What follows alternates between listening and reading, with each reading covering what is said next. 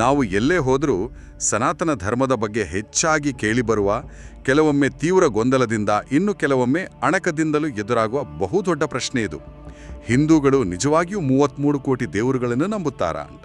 ಅದರಲ್ಲಿಯೂ ಅತ್ಯಂತ ಪ್ರಬುದ್ಧವಾದ ತತ್ವಶಾಸ್ತ್ರದ ತಳಹದಿ ಇರುವ, ಜಗತ್ತಿಗೆ ಯೋಗ, ಧ್ಯಾನದಂತಹ ಪರಿಕಲ್ಪನೆಗಳನ್ನು ನೀಡಿದ ಧರ್ಮವೊಂದರಲ್ಲಿ ಇಂಥದ್ದೊಂದು ವಿಚಿತ್ರವಾದ ನಂಬಿಕೆ ಹೇಗೆ ಬಂತು ಅನ್ನೋ ಕುತೂಹಲ ಎಲ್ಲರಿಗೂ ಇದ್ದೇ ಇರುತ್ತೆ. ಹೌದು, ಅತ್ಯಂತ ಆಳವಾದ ಬ್ರಹ್ಮಾಂಡದ ಚಿಂತನೆಗಳನ್ನು ಹೊಂದಿರುವ ಒಂದು ನಾಗರಿಕತೆ ದಿಢೀರ್ನೆ 330 ಮಿಲಿಯನ್ ದೇವರುಗಳನ್ನು ಪೂಜಿಸುವ ವ್ಯವಸ್ಥೆಯಾಗಿ ಹೇಗೆ ಬದಲಾಯಿತು? ಸರಿ, ಇವತ್ತಿನ ನಮ್ಮ ಈ ಆಳವಾದ ಅಧ್ಯಯನದಲ್ಲಿ ಇದನ್ನೇ ಸಂಪೂರ್ಣವಾಗಿ ಬಿಡಿಸಿ ನೋಡೋಣ. ಖಂಡಿತ, ಇದು ಬಹಳ ಮುಖ್ಯವಾದ ವಿಷಯ. ನಮ್ಮ ಈ ಸಂವಾದದ ಉದ್ದೇಶ ಬರೀ ಆ ದೊಡ್ಡ ಸಂಖ್ಯೆಯ ಹಿಂದಿರುವ ಸತ್ಯವನ್ನು ಹುಡುಕುವುದಲ್ಲ, ಬದಲಾಗಿ ಶತಮಾನಗಳ ಹಿಂದೆ ನಡೆದ ಒಂದು ಸಣ್ಣ ತಪ್ಪು ಭಾಷಾಂತರ ಇಡೀ ನಾಗರಿಕತೆಯೊಂದರ ಅತ್ಯುನ್ನತ ತತ್ವಶಾಸ್ತ್ರವನ್ನೇ ಜಗತ್ತಿನ ಕಣ್ಣಿನಿಂದ ಹೇಗೆ ಮರೆಮಾಚಿದೆ ಅನ್ನೋದನ್ನು ಅನ್ವೇಷಿಸುವುದು. ಇಲ್ಲಿ ಸಂಪೂರ್ಣ ಗೊಂದಲ ಶುರುವಾಗಿರೋದೇ ಸಂಸ್ಕೃತದ ಆ ಕೋಟಿ ಅನ್ನೋ ಒಂದೇ ಒಂದು ಪದದಿಂದ. ಇಂದಿನ ಆಧುನಿಕ ಕಾಲದಲ್ಲಿ ಕೋಟಿ ಅಂದ್ರೆ ನಾವು 10 ಮಿಲಿಯನ್ ಅಂದ್ರೆ ಒಂದು ಸಂಖ್ಯೆ ಅಂತ ಮಾತ್ರ ತಿಳ್ಕೊಂಡಿದೀವಿ. ಹೌದು, ನಮ್ಗೆ ಕೋಟಿ ಅಂದ್ರೆ ದುಡ್ಡು ಅಥವಾ ಜನಸಂಖ್ಯೆ ಲೆಕ್ಕ ಹಾಕೋ ಸಂಖ್ಯೆ ಅಷ್ಟೇ. ಅದೇ ನೋಡಿ, ವೇದಗಳ ಕಾಲದ ಭಾಷೆಯ ರಚನೆಗೂ ಇಂದಿನ ದಿನಬಳಕೆಯ ಭಾಷೆಗೂ ಬಹಳ ವ್ಯತ್ಯಾಸ ಇದೆ. ವೇದಗಳ ಕಾಲದಲ್ಲಿ ಕೋಟಿ ಪದದ ಮೂಲ ಅರ್ಥ ಸಂಖ್ಯೆಯಾಗಿರ್ಲಿಲ್ಲ. ಅದರ ಅರ್ಥ ವರ್ಗ, ಪ್ರಕಾರ ಅಥವಾ ಶ್ರೇಣಿ ಎಂದಾಗಿತ್ತು. ಪ್ರಾಚೀನ ಸಂಸ್ಕೃತ ನಿಘಂಟುಗಳಲ್ಲಿಯೇ ಕೋಟಿ ಎಂದರೆ ಸರ್ವೋಚ್ಚ, ಪ್ರಕಾರ, ವರ್ಗ ಅನ್ನೋ ಅರ್ಥಗಳಿವೆ. ಓಹೋ, ಅಂದ್ರೆ ಸಂಖ್ಯೆಗೂ ಮುನ್ನವೇ ಅದಕ್ಕೆ ವರ್ಗ ಅನ್ನೋ ಅರ್ಥ ಇತ್ತಾ? ಹೌದು. ಉದಾಹರಣೆಗೆ ನಾವು ಉಚ್ಚ ಕೋಟಿಯ ಸಾಧಕ ಅಂತೀವಲ್ಲ, ಅದರ ಅರ್ಥ ಕೋಟಿಗಟ್ಲೆ ಸಾಧಕರು ಅಂತಲ್ಲ. ಹೌದಲ್ವಾ? ಉನ್ನತ ವರ್ಗದ ಸಾಧಕ, ಉನ್ನತ ಶ್ರೇಣಿಯ ಸಾಧಕ ಅಂತ ಆಯ್ತಾ? ನಿಖರವಾದಿ ಹೇಳ್ದ್ರಿ. ಹಾಗಾಗಿ ವೇದಗಳಲ್ಲಿ ಬರುವ ಆ 33 ಕೋಟಿ ದೇವತಾಹ ಎಂಬ ವಾಕ್ಯದ ನಿಜವಾದ ಅರ್ಥ 33 ಕೋಟಿ ದೇವರುಗಳಲ್ಲ, ಬದಲಾಗಿ ಬ್ರಹ್ಮಾಂಡವನ್ನು ಮುನ್ನಡೆಸುವ 33 ಮೂಲ ತತ್ವಗಳ ವರ್ಗಗಳು. ವಾವ್! ಅಂದ್ರೆ ಇದು ಗಿಳಿಪಾಠ ಮಾಡೋ ಎಣಿಕೆಯ ವ್ಯವಸ್ಥೆ ಅಲ್ಲ, ಬದಲಾಗಿ ಇದೊಂದು ಬ್ರಹ್ಮಾಂಡದ ಶಕ್ತಿಗಳನ್ನು ವಿಂಗಡಿಸುವ ಜ್ಞಾನದ ವ್ಯವಸ್ಥೆ ಎನ್ನಬಹುದು. ಹಾಗಾದ್ರೆ ಈ 33 ವರ್ಗಗಳ ಮೂಲ ಎಲ್ಲಿದೆ? ಯಜುರ್ವೇದ, ಅಥರ್ವವೇದ, ಶತಪಥ ಬ್ರಾಹ್ಮಣ ಮತ್ತು ಪ್ರಮುಖವಾಗಿ ಬೃಹದಾರಣ್ಯಕ ಉಪನಿಷತ್ತಿನಲ್ಲಿ ಈ ಬಗ್ಗೆ ಅತ್ಯಂತ ಸ್ಪಷ್ಟವಾದ ದಾಖಲೆಗಳಿವೆ. ಈ 33 ತತ್ವಗಳ ಬಗ್ಗೆ ಉಪನಿಷತ್ತಿನಲ್ಲಿ ನಡೆಯುವ ಒಂದು ಚರ್ಚೆ ಇದೆಯಲ್ಲ, ಅದು ಇಡೀ ಜಗತ್ತಿನ ತತ್ವಶಾಸ್ತ್ರದ ಇತಿಹಾಸದಲ್ಲಿಯೇ ಅತ್ಯಂತ ರೋಮಾಂಚಕವಾದದ್ದು. ರಾಜ ಜನಕ ಕೇವಲ ರಾಜಕಾರಣಿಯಷ್ಟೇ ಆಗಿರ್ಲಿಲ್ಲ, ಆತ ಸ್ವತಃ ಅಪಾರವಾದ ಜ್ಞಾನಿ. ಹೌದು, ಅಷ್ಟಾವಕ್ರನ ಕಥೆಯಲ್ಲೂ ಜನಕ ಮಹಾರಾಜನ ಉಲ್ಲೇಖ ಬರುತ್ತೆ. ಹೌದು, ಆತನ ಆಸ್ಥಾನದಲ್ಲಿ ಅಂದಿನ ಕಾಲದ ಮಹಾನ್ ಋಷಿಗಳ ನಡುವೆ ಅಸ್ತಿತ್ವ, ಬ್ರಹ್ಮಾಂಡ ಮತ್ತು ದೇವರ ಕುರಿತು ಬೃಹತ್ ತಾತ್ವಿಕ ಚರ್ಚೆಗಳು ನಡೀತಾ ಇತ್ತು. ಅಂತಹ ಒಂದು ಸಭೆಯಲ್ಲಿ ಅಂದಿನ ಅತ್ಯಂತ ಪ್ರಖರ ಬುದ್ಧಿಮತ್ತೆಯ ಅಗಾಧ ಜ್ಞಾನಿ ಯಾಜ್ಞವಲ್ಕ್ಯರು ಉಪಸ್ಥಿತರಿದ್ರು. ಯಾಜ್ಞವಲ್ಕ್ಯರು ಮಹಾನ್ ತತ್ವಜ್ಞಾನಿ. ಹೌದು, ಅವರ ಜ್ಞಾನವನ್ನು ಪರೀಕ್ಷಿಸಲು ಸಭೆಯಲ್ಲಿದ್ದ ಋಷಿ ಶಕಲ್ಯರು ಎದ್ದು ನಿಂತು ಒಂದು ನೇರವಾದ ಆದ್ರೆ ಅತ್ಯಂತ ಕಠಿಣವಾದ ಪ್ರಶ್ನೆ ಕೇಳ್ತಾರೆ. ಯಾಜ್ಞವಲ್ಕ್ಯರೇ, ಜಗತ್ತಿನಲ್ಲಿ ನಿಜವಾಗಿಯೂ ಎಷ್ಟು ದೇವರುಗಳಿದ್ದಾರೆ ಅಂತ. ಇದು ಕೇವಲ ಒಂದು ಪ್ರಶ್ನೆ ಆಗಿರ್ಲಿಲ್ಲ, ಅದೊಂದು ಸವಾಲಾಗಿತ್ತು ಅಲ್ವಾ? ಅದಕ್ಕೆ ಯಾಜ್ಞವಲ್ಕ್ಯರ ಉತ್ತರ ಏನಾಗಿತ್ತು? ಯಾಜ್ಞವಲ್ಕ್ಯರ ಮೊದಲ ಉತ್ತರ ಇಡೀ ಸಭಿಕರನ್ನು ಬೆಚ್ಚಿಬೀಳಿಸ್ತು. ಅವರು 3306 ಅಂದ್ರೆ 3306 ಅಂದ್ರು. ಓಹೋ! ಆದ್ರೆ ಶಕಲ್ಯರು ಸುಮ್ನಾಗಿಲ್ಲ. ಹೌದು, ಆ ಲೆಕ್ಕ ಸರಿ, ಆದ್ರೆ ನಿಜವಾಗಿಯೂ ಎಷ್ಟು ಅಂತ ಮತ್ತೆ ಮರು ಪ್ರಶ್ನೆ ಹಾಕ್ತಾರೆ. ಆಗ ಯಾಜ್ಞವಲ್ಕ್ಯರು 333 ಎನ್ನುತ್ತಾರೆ. ಸಂಖ್ಯೆ ದಿಢೀರ್ನೆ ಕಡಿಮೆ ಆಗ್ತಾ ಬರ್ತಾ ಇದೆ. ಹೌದು, ಶಕಲ್ಯರು ಮತ್ತೆ ಅದೇ ಪ್ರಶ್ನೆ ಕೇಳಿದಾಗ ಯಾಜ್ಞವಲ್ಕ್ಯರು 33 ಎನ್ನುತ್ತಾರೆ. ಇದು ಯಾವುದೋ ಒಂದು ರಹಸ್ಯವನ್ನು ಬಿಡಿಸುವ ಪ್ರಕ್ರಿಯೆ ಅಂತಿದೆ. ಖಂಡಿತ. ಶಕಲ್ಯರು ಮತ್ತೆ ಮತ್ತೆ ಪ್ರಶ್ನಿಸಿದಾಗ ಆ ಸಂಖ್ಯೆ 33ರಿಂದ 6, ಆಮೇಲೆ 3, 2, 1 ಮತ್ತು ಅಂತಿಮವಾಗಿ 1 ಅಂದ್ರೆ 1ಕ್ಕೆ ಬಂದು ನಿಲ್ಲುತ್ತೆ. ವಾವ್! ಅಂತಿಮವಾಗಿ ಆ ಏಕತೆಯ ಕಡೆಗೆ. ಹೌದು, ಬೃಹದಾರಣ್ಯಕ ಉಪನಿಷತ್ತಿನಲ್ಲಿ ಈ ಇಡೀ ಸಂವಾದ ಬಹಳ ವಿವರವಾಗಿ ದಾಖಲಾಗಿದೆ. ಇಲ್ಲಿ ಬೆರಗುಗೊಳಿಸುವ ವಿಷಯ ಏನಂದ್ರೆ ಯಾಜ್ಞವಲ್ಕ್ಯರು ಆ 33ರ ಹಂತಕ್ಕೆ ಬಂದಾಗ ಆ 33 ತತ್ವಗಳ ಸಂಪೂರ್ಣ ವರ್ಗೀಕರಣವನ್ನು ಬಿಡಿಸಿ ಹೇಳ್ತಾರೆ. ಇದು ಸುಮ್ನೆ ಪೂಜೆ ಮಾಡೋಕೆ ಕೊಟ್ಟಿರುವ ಪಟ್ಟಿಯಲ್ಲ. ಇದೊಂದು ಭೌತಶಾಸ್ತ್ರ, ಜೀವಶಾಸ್ತ್ರ ಮತ್ತು ಮನೋವಿಜ್ಞಾನವನ್ನು ಒಳಗೊಂಡಿರುವ ಜ್ಞಾನದ ಸಾಂಕೇತಿಕ ನಕ್ಷೆ. ಹಾಗಾದ್ರೆ ಆ 33 ತತ್ವಗಳು ಯಾವುವು ಅಂತ ನಾವು ತಿಳಿಯಲೇಬೇಕು. ಅಂದ್ರೆ ಹೊರಗಿನ ಭೌತಿಕ ಜಗತ್ತನ್ನು ಹಿಡಿದಿಡುವ ಶಕ್ತಿಗಳಿಂದ ಹಿಡಿದು ನಮ್ಮೊಳಗಿನ ಜೀವವನ್ನು ಹಿಡಿದಿಡುವ ಶಕ್ತಿಗಳ ಕಡೆಗೆ ಆ ಚರ್ಚೆ ಸಾಗುತ್ತಲ್ವಾ? ಆ ವೇದಿಕೆಯ ಮೊದಲ ಹೆಜ್ಜೆ ಯಾವುದು? ಈ 33 ದೇವತೆಗಳನ್ನು 5 ಪ್ರಮುಖ ಗುಂಪುಗಳಾಗಿ ವಿಂಗಡಣೆಸಲಾಗಿದೆ. ಅದರಲ್ಲಿ ಮೊದಲನೆಯದು 8 ವಸುಗಳು. ಸಂಸ್ಕೃತದಲ್ಲಿ ವಸು ಅಂದ್ರೆ ಯಾವುದರಲ್ಲಿ ಎಲ್ಲವೂ ನೆಲೆಸಿದೆಯೋ ಅದು ಅಂತ. ಇವು ಕೇವಲ ಜಡವಸ್ತುಗಳಲ್ಲ, ನಮ್ಮ ಅಸ್ತಿತ್ವಕ್ಕೆ ಅಗತ್ಯವಿರುವ ಭೌತಿಕ ಅಡಿಪಾಯಗಳು. 8 ವಸುಗಳು ಅಥವಾ ಭೌತಿಕ ಅಡಿಪಾಯಗಳು ಯಾವುವು? ಅವು ಭೂಮಿ, ಜಲ ಅಂದ್ರೆ ನೀರು, ಅಗ್ನಿ, ವಾಯು, ಆಕಾಶ, ಚಂದ್ರ, ಸೂರ್ಯ ಮತ್ತು ನಕ್ಷತ್ರಗಳು. ಪಂಚಭೂತಗಳು ಮತ್ತು ಸೂರ್ಯ, ಚಂದ್ರ, ನಕ್ಷತ್ರಗಳು. ಹೌದು. ಭೂಮಿಯು ನಮಗೆ ಆಶ್ರಯ ನೀಡುತ್ತೆ, ಅಗ್ನಿಯು ಜೀರ್ಣಕ್ರಿಯೆ ಮತ್ತು ಶಕ್ತಿಯನ್ನು ನೀಡುತ್ತೆ, ಆಕಾಶವು ವಿಸ್ತಾರವನ್ನು ನೀಡುತ್ತೆ. ವೇದಗಳ ಕಾಲದ ಋಷಿಗಳು ಪ್ರಕೃತಿಯನ್ನು ಸತ್ತ ಜಡವಸ್ತು ಅಂತ ನೋಡ್ಲಿಲ್ಲ, ಬದಲಾಗಿ ಜೀವವನ್ನು ಪೋಷಿಸುವ ದೈವಿಕ ವ್ಯವಸ್ಥೆ ಅಂತ ಕಂಡ್ರು. ಅಂದ್ರೆ ಪ್ರಕೃತಿಯನ್ನು ಪೂಜಿಸುವುದು ಮೂಢನಂಬಿಕೆಯಲ್ಲ, ಅದು ನಮಗಿರುವ ಕೃತಜ್ಞತೆಯ ಸಂಕೇತ ಅಂತಾಯ್ತು. ಹೌದು. ಋಗ್ವೇದದ ಒಂದು ಶ್ಲೋಕ ಇದನ್ನು ಬಹಳ ಸುಂದರವಾಗಿ ಹೇಳುತ್ತೆ. ಏಕಂ ಸತ್ ವಿಪ್ರ ಬಹುಧಾ ವದಂತಿ ಅಂತ. ಏಕಂ ಸದ್ ವಿಪ್ರ ಬಹುಧಾ ವದಂತಿ ಅಂದ್ರೆ ಸತ್ಯ ಒಂದೇ, ಆದರೆ ಜ್ಞಾನಿಗಳು ಅದನ್ನು ಹಲವು ರೀತಿಗಳಲ್ಲಿ ವಿವರಿಸ್ತಾರೆ ಅಂತ ತಾನೆ. ನಿಖರವಾಗಿ. ಅಗ್ನಿ, ಜಲ, ವಾಯು ಎಲ್ಲವೂ ಆ ಒಂದೇ ಸತ್ಯದ ಭಿನ್ನ ಮುಖಗಳು. ಇದು ಬಹಳ ಅರ್ಥಪೂರ್ಣವಾಗಿದೆ.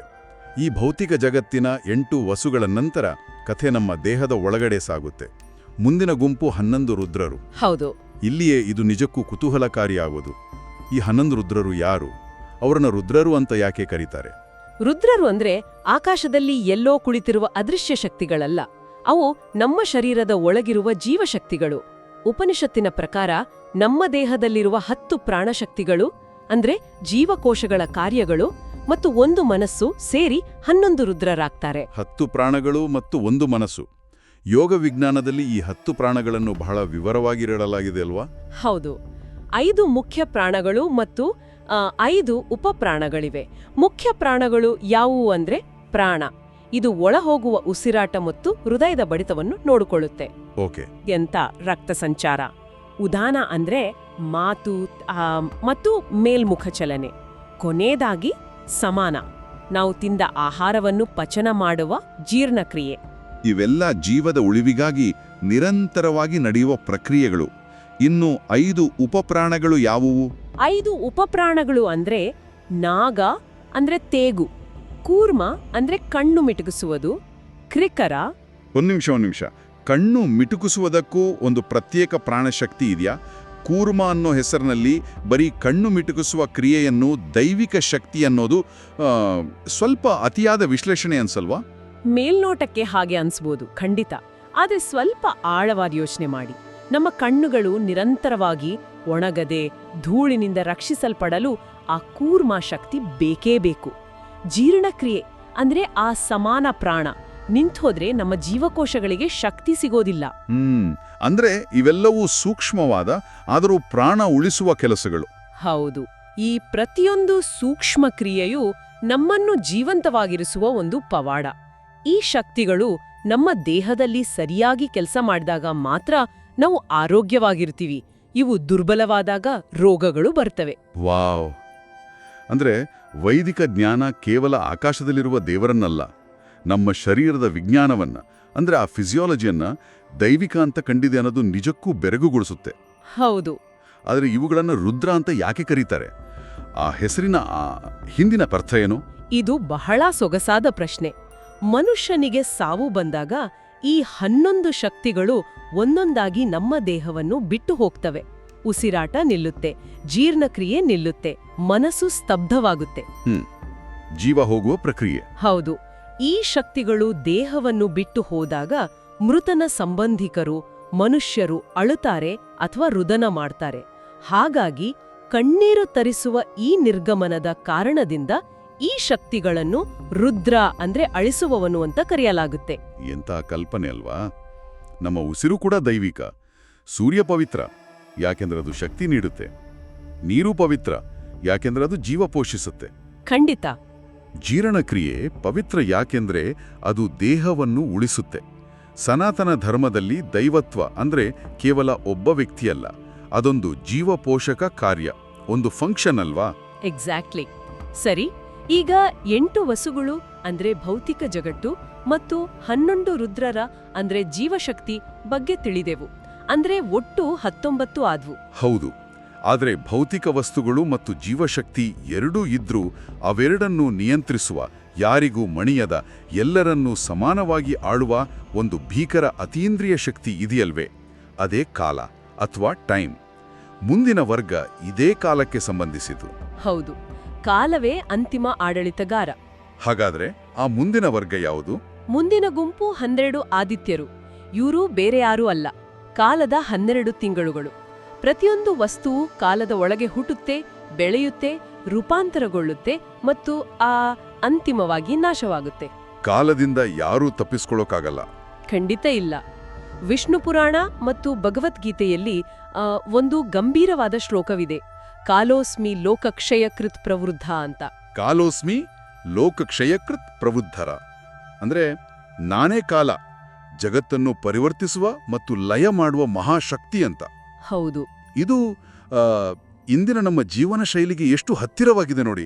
ನಾವು ಯಾವಾಗಲೂ ಸಮಯದ ವಿರುದ್ಧ ಓಡ್ತಿರ್ತೇವೆ, ವಯಸ್ಸಾಗೋದನ್ನು ತಡೆಯೋಕ್ ಪ್ರಯತ್ನಿಸ್ತೇವೆ, ಕಾಲವನ್ನು ಗೆಲ್ಲಲು ಹೆಣಗಾಡ್ತೇವೆ. ಆದರೆ ಪ್ರಾಚೀನ ಋಷಿಗಳು ಕಾಲವನ್ನು ಒಂದು ವಿರೋಧಿ ಅಂತ ನೋಡಲಿಲ್ಲ.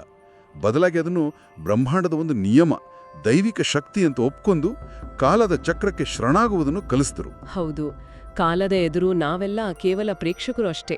ಈಗ 8 ವಸುಗಳು, 11 ರುದ್ರರು, 12 ಆದಿತ್ಯರು ಸೇರಿ ಒಟ್ಟು 31 ತತ್ವಗಳಾದವು. ಸರಿ. ಇನ್ನು ಈ ಪಟ್ಟಿಯಲ್ಲಿ ಉಳಿದಿರೋದು ಕೇವಲ 2 ದೇವತೆಗಳು. ಅವರು ಇಂದ್ರ ಮತ್ತು ಪ್ರಜಾಪತಿ. ಇವರ ಬಗ್ಗೆ ಜನರಲ್ಲಿ ಅತಿ ಹೆಚ್ಚು ತಪ್ಪು ಗ್ರಹಿಕೆಗಳಿರೋದು. ಖಂಡಿತ. ಇಂದ್ರ ಅಂದ್ರೆ ನಮ್ಮ ತಲೆಯಲ್ಲಿ ಬರುವ ಚಿತ್ರಣವೇ ಬೇರೆ. ಸ್ವರ್ಗದ ರಾಜ, ಕೈಯಲ್ಲಿ ಸಿಡುಲು ಹಿಡಿದು ಕೂತವನು, ಆಗಾಗ ಭೂಲೋಕದ ಋಷಿಗಳ ತಪಸ್ಸು ಭಂಗ ಮಾಡೋಕೆ ಅಪ್ಸರೆಯರನ್ನ ಕಳುಹಿಸುವವನು ಅನ್ನೋ ಪೌರಾಣಿಕ ಕಥೆಗಳೇ ನಮ್ಮ ತಲೆಯಲ್ಲಿ ಅಚ್ಚೊತ್ತಿವೆ. ಹೌದು, ಕಥೆಗಳು ಹಾಗಿವೆ.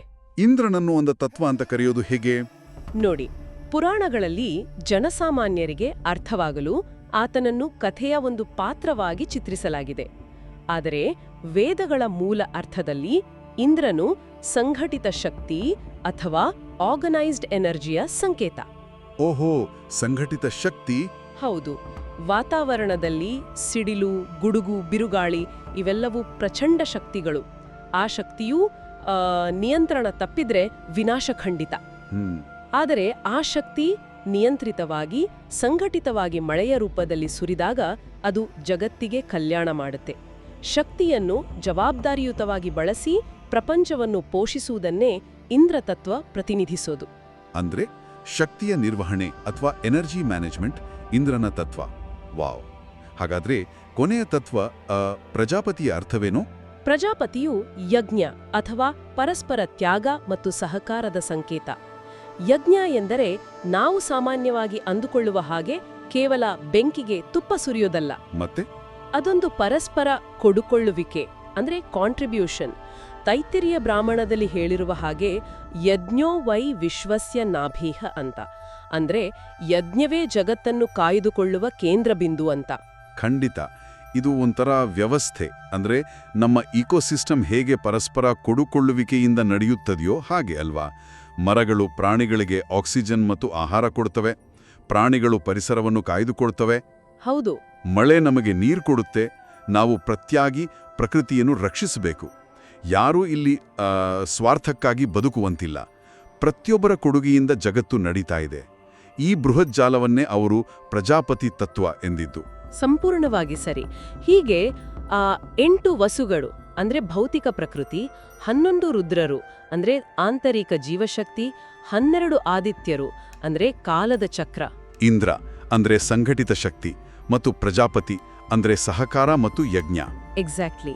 ಇವೆಲ್ಲವೂ ಸೇರಿ 33 ಕೋಟಿ ಅಂದ್ರೆ 33 ವರ್ಗದ ದೇವತೆಗಳಾಗುತ್ತವೆ. ಇದೊಂದು ಸಂಪೂರ್ಣ ವೈಜ್ಞಾನಿಕ ಮತ್ತು ಬ್ರಹ್ಮಾಂಡದ ಕಾರ್ಯವಿಧಾನವನ್ನು ವಿವರಿಸುವ ತಾತ್ವಿಕ ನಕ್ಷೆ. ಇದೆಲ್ಲವೂ ಬಹಳ ಬಹಳ ಅದ್ಭುತವಾಗಿದೆ. ಬ್ರಹ್ಮಾಂಡದ ಕಾರ್ಯಗಳನ್ನು ಇಷ್ಟು ವ್ಯವಸ್ಥಿತವಾಗಿ ವಿಂಗಡಿಸಿರುವುದು ನಿಜಕ್ಕೂ ರೋಮಾಂಚಕ. ಆದರೆ ಇಲ್ಲೊಂದು ಬಹಳ ದೊಡ್ಡ ತಾರ್ಕಿಕ ಪ್ರಶ್ನೆ ಎದುರಾಗುತ್ತೆ. ಯಾವ ಪ್ರಶ್ನೆ? ವೇದಗಳಲ್ಲಿ ಈ 33 ದೇವತೆಗಳ ಉಲ್ಲೇಖವಿದ್ದರೆ, ನಾವು ಇಂದು ಪ್ರತಿದಿನ ಪೂಜಿಸುವ ಬೃಹತ್ ದೇವಾಲಯಗಳನ್ನು ಕಟ್ಟಿರುವ ಶಿವ, ವಿಷ್ಣು, ಬ್ರಹ್ಮ, ರಾಮ, ಕೃಷ್ಣ ಇವರೆಲ್ಲರೂ ಎಲ್ಲಿದ್ದಾರೆ? ಅವರು ಈ 33ರ ಪಟ್ಟಿಯಲ್ಲಿ ಯಾಕಿಲ್ಲ? ಇದು ಹೊಸ ಗೊಂದಲ ಸೃಷ್ಟಿಸ್ತಿದೆ. ಈ ಪ್ರಶ್ನೆ ಬರಲೇಬೇಕು. ಇದನ್ನು ನಾವು ಇನ್ನೂ ವಿಶಾಲವಾದ ದೃಷ್ಟಿಕೋನದಿಂದ ನೋಡಬೇಕು. ಸನಾತನ ಧರ್ಮದ ತತ್ವಶಾಸ್ತ್ರದಲ್ಲಿ ನಮಗೆ 2 ವಿಭಿನ್ನ ಪದರಗಳು ಅಂದ್ರೆ ಲೇಯರ್ಸ್ ಕಾಣಿಸಿಕ್ತವೆ. ಓಕೆ. ಈ 33 ದೇವತೆಗಳು ಬ್ರಹ್ಮಾಂಡದ ಕಾರ್ಯಗಳನ್ನು ಅಂದ್ರೆ ಕಾಸ್ಮಿಕ್ ಫಂಕ್ಷನ್ಸ್ ಅನ್ನು ಪ್ರತಿನಿಧಿಸ್ತವೆ. ಅಂದ್ರೆ ಜಗತ್ತು ಹೇಗೆ ಭೌತಿಕವಾಗಿ ಕೆಲಸ ಮಾಡುತ್ತೆ ಎಂಬುದು. ಆದ್ರೆ ಆ ಎಲ್ಲ ಕಾರ್ಯಗಳ ಹಿಂದಿರುವ, ಅವೆಲ್ಲವನ್ನು ನಿಯಂತ್ರಿಸುವ ಒಂದು ಮಹಾಪ್ರಜ್ಞೆ ಅಂದ್ರೆ ಕಾಸ್ಮಿಕ್ ಇಂಟೆಲಿಜೆನ್ಸ್ ಇದೆಯಲ್ವಾ, ಆ ಮಹಾಪ್ರಜ್ಞೆಯೇ ಶಿವ, ವಿಷ್ಣು ಮತ್ತು ಬ್ರಹ್ಮರು. ಓಹ್, ಅಂದ್ರೆ ಅರ್ಥ ಮಾಡಿಕೊಳ್ಳಕ್ಕೆ ಕಂಪ್ಯೂಟರ್ ಭಾಷೆಯಲ್ಲಿ ಹೇಳೋದಾದ್ರೆ, ಈ 33 ತತ್ವಗಳು ಸಾಫ್ಟ್ವೇರ್ನ ಪ್ರೋಗ್ರಾಮ್ಗಳಾಗಿದ್ರೆ, ಆ ಪ್ರೋಗ್ರಾಮ್ಗಳನ್ನು ಬರೆದು ಅದನ್ನು ಮುನ್ನಡೆಸುವ ಪ್ರೊಸೆಸರ್ನಂತಹ ಮಹಾಶಕ್ತಿ ಆ ತ್ರಿಮೂರ್ತಿಗಳದ್ದೇ. ಹೌದು. ಈ ಮಹಾದೇವರುಗಳು ಆ 33 ಕಾರ್ಯಗಳ ನಿರ್ವಾಹಕರು ಎನ್ನಬಹುದಾ? ಖಂಡಿತ. ಇವರು ಆ 33 ತತ್ವಗಳಿಗಿಂತ ಬೇರೆಯಲ್ಲ, ಬದಲಾಗಿ ಆ ತತ್ವಗಳ ಹಿಂದಿರುವ ಪ್ರಜ್ಞೆ. ಭಗವದ್ಗೀತೆಯಲ್ಲಿ ಆ ಶ್ರೀಕೃಷ್ಣನು ಇದನ್ನು ಬಹಳ ಸ್ಪಷ್ಟವಾಗಿ ಹೇಳಿದ್ದಾನೆ. ಆದಿತ್ಯಾನಾಂ ಅಹಂ ವಿಷ್ಣುಃ ಅಂತ. ಅಂದ್ರೆ 12 ಆದಿತ್ಯರಲ್ಲಿ ನಾನು ವಿಷ್ಣು. ಹಾಗೆಯೇ ರುದ್ರಾಣಾಂ ಶಂಕರಶ್ಚಾಸ್ಮಿ ಅಂತ. ಅಂದ್ರೆ 11 ರುದ್ರರಲ್ಲಿ ನಾನು ಶಂಕರ. ಇದರ ಅರ್ಥ ಆ 33 ಕಾರ್ಯಗಳ ಹಿಂದೆ ಕೆಲಸ ಮಾಡುತ್ತಿರುವ ಅತ್ಯುನ್ನತ ಪ್ರಜ್ಞೆಯೇ ಆ ಮಹಾದೇವರುಗಳು. ಇದು ಬಹಳ ಸ್ಪಷ್ಟವಾಯಿತು. ಹಾಗಾದ್ರೆ ರಾಮ ಮತ್ತು ಕೃಷ್ಣರ ಪಾತ್ರವೇನು? ಅವರು ಯಾವ ವರ್ಗಕ್ಕೆ ಸೇರ್ತಾರೆ? ಅವರು ಬ್ರಹ್ಮಾಂಡದ ವರ್ಗಗಳಲ್ಲ, ಅವರು ಅವತಾರಗಳು ಅಂದ್ರೆ ಇನ್ಕಾರ್ನೇಷನ್ಸ್. ವಿಷ್ಣು ಪುರಾಣದಲ್ಲಿ ವಿವರಿಸಿರುವ ಹಾಗೆ ಜಗತ್ತಿನಲ್ಲಿ ಧರ್ಮವು ಕುಸಿದಾಗ, ಈ 33 ತತ್ವಗಳ ವ್ಯವಸ್ಥೆ ಹದಗೆಟ್ಟಾಗ ಅದನ್ನ ರಕ್ಷಿಸಲು ಆ ಪರಮೋಚ್ಚ ಪ್ರಜ್ಞೆಯು ನೇರವಾಗಿ ಭೂಮಿಯ ಮೇಲೆ ತೆಗೆದುಕೊಳ್ಳುವ ಹಸ್ತಕ್ಷೇಪಗಳೇ ಅಂದ್ರೆ ಇಂಟರ್ವೆನ್ಷನ್ಸ್ ಈ ಅವತಾರಗಳು. ಓಹೋ. ಕೊನೆಯದಾಗಿ ಬೃಹದಾರಣ್ಯಕ ಉಪನಿಷತ್ತು ಹೇಳುವಂತೆ ಈ 33 ತತ್ವಗಳು, ಮಹಾದೇವರುಗಳು, ಅವತಾರಗಳು ಎಲ್ಲವೂ ಅಂತಿಮವಾಗಿ ಆ ಒಂದು ಪರಬ್ರಹ್ಮ ತತ್ವದಿಂದಲೇ ಹೊರಹೊಮ್ಮಿವೆ. ವಾವ್! ಈ ಸಂಪೂರ್ಣ ಸಂವಾದವನ್ನು ಕೇಳಿದಾಗ ನನಗೊಂದು ಸುಂದರವಾದ ರೂಪಕ ನೆನಪಾಗ್ತಾ ಇದೆ. ಸನಾತನ ಧರ್ಮವು ಲೆಕ್ಕವಿಲ್ಲದಷ್ಟು ದೇವರುಗಳು ಅಧಿಕಾರಕ್ಕಾಗಿ ಕಾದಾಡ್ತಿದ್ದಾರೆ ಅಂತ ಎಂದಿಗೂ ಹೇಳಿರಲಿಲ್ಲ. ಬದಲಾಗಿ ಇದು ಒಂದು ಪ್ರಿಸಮ್ ಅಥವಾ ಹರಳಿನ ಮೂಲಕ ಹಾದು ಹೋಗುವ ಬೆಳಕಿನಂತಿದೆ. ಬೆಳಕು ಒಂದೇ, ಆದರೆ ಅದು ಆ ಪ್ರಿಸಮ್ ಮೂಲಕ ಹಾದು ಹೊರಬರುವಾಗ 33 ಬಣ್ಣಗಳಾಗಿ ಅಥವಾ ಅನಂತ ಬಣ್ಣಗಳಾಗಿ ಹರಡ್ಕೊಳ್ತಲ್ವಾ? ಬಹಳ ನಿಖರವಾದ ಮತ್ತು ಸುಂದರವಾದ ಹೋಲಿಕೆ. ಆ ಬಣ್ಣಗಳೇ 33 ಕೋಟಿ ದೇವತಾ. ಜಗತ್ತನ್ನು ಪೋಷಿಸುವ ಪ್ರತಿಯೊಂದು ಶಕ್ತಿಯೂ ಗೌರವಾನ್ಹ. ಪ್ರತಿಯೊಂದರಲ್ಲೂ ಆ ಒಂದೇ ಪರಮಾತ್ಮನ ಅಂಶವಿದೆ ಎಂಬುದು ಇದರ ನೈಜ ಅರ್ಥ. ಈ ವೈವಿಧ್ಯತೆ ಗೊಂದಲವಲ್ಲ, ಅದೊಂದು ಆಚರಣೆ. ಖಂಡಿತ. ಈ ಸತ್ಯ ನಮಗೆ ಕೇವಲ ಭಕ್ತಿಯನ್ನೆಲ್ಲ, ಪ್ರಕೃತಿಯೆಡೆಗೆ ದೊಡ್ಡದೊಂದು ಜವಾಬ್ದಾರಿಯನ್ನು ಕಲಿಸುತ್ತೆ. ಈ ವಿಷಯದ ಒಳಹೊಕ್ಕು ನೋಡಿದಾಗ ನಾವೆಲ್ಲರೂ ಆಲೋಚಿಸಬೇಕಾದ ಒಂದು ಪ್ರಮುಖ ವಿಚಾರ ಹೊರಹೊಮ್ಮುತ್ತೆ. ಹೌದು, ಹೇಳಿ. ನಮ್ಮ ಪ್ರಾಚೀನ ಋಷಿಗಳು ಈ ಭೌತಿಕ ಪ್ರಕೃತಿಯನ್ನು, ನಾವು ಉಸಿರಾಡುವ ಗಾಳಿಯನ್ನು, ಕುಡಿಯುವ ನೀರನ್ನು, ಜೀರ್ಣಕ್ರಿಯೆಯನ್ನು ಮತ್ತು ಅಂತಿಮವಾಗಿ ಸಮಯವನ್ನು ದೇವರು ಅಥವಾ ದೈವಿಕ ಶಕ್ತಿಗಳು ಅಂತ ಪೂಜಿಸಿದರು. ಅವು ನಮ್ಮ ಅಸ್ತಿತ್ವದ ಆಧಾರಗಳು. ಅವಿಲ್ಲದೆ ನಾವಿಲ್ಲ ಅನ್ನೋ ಸತ್ಯ ಅವರಿಗೆ ತಿಳಿದಿತ್ತು.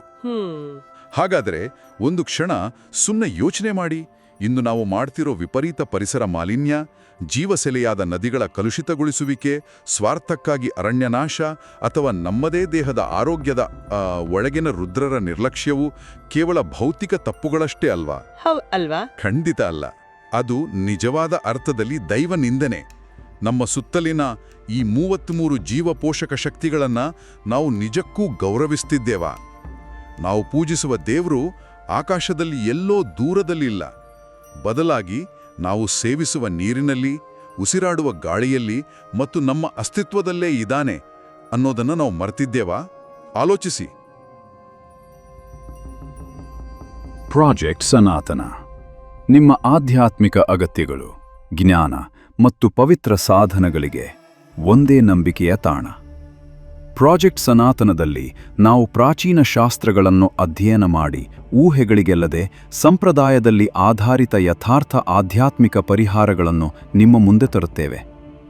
ಪಾರಂಪರಿಕ ಶಾಸ್ತ್ರಗಳ ಮಾರ್ಗದರ್ಶನದಂತೆ ಜಾಗೃತಿಯಿಂದ ಆಯ್ಕೆ ಮಾಡಿ ಪರಿಶೀಲಿಸಿದ ಮೂಲ ನೆಪಾಳಿ ರುದ್ರಾಕ್ಷಗಳನ್ನು ನಾವು ಒದಗಿಸುತ್ತೇವೆ.